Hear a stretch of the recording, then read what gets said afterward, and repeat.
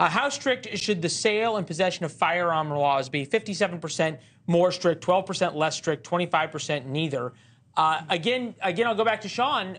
There's certain things that should be such easy layups for Republicans, like crime, yet their stances on firearms that they have to win the primaries don't jive with the vast majority of Americans. Yeah, I think sometimes, though, polling is a little too simplistic. I mean, when you ask people, when you give them the full picture about legal firearms ownership, I think they change their perception a little bit. It's really easy to say, do you think this? Do you think this? When you explain to them the number of people who own a legal firearm, who go through a background check, who don't commit crimes. I mean, once again, you go through the issues.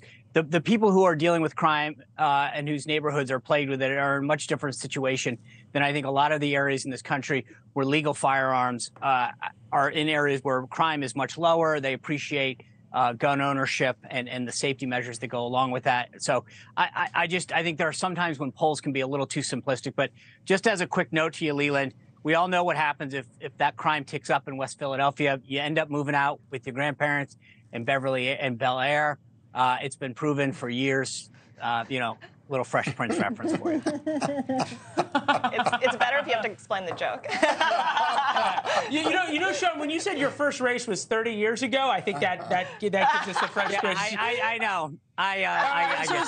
So, Trainer, okay, there's a little shade there, okay, from Sean Spicer. Polls are too simplistic.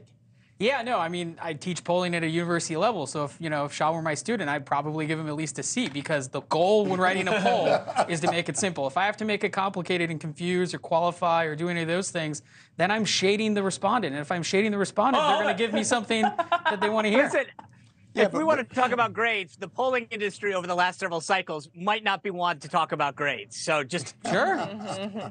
The Republicans in gun control, if you will. Sean's right about illegal guns. You got to take a whole different approach to it. But closing the loopholes in regard to gun control, we know 70–80% of people believe in gun control in this country. But when the Republicans and NRA get to the legislative piece, it all falls apart.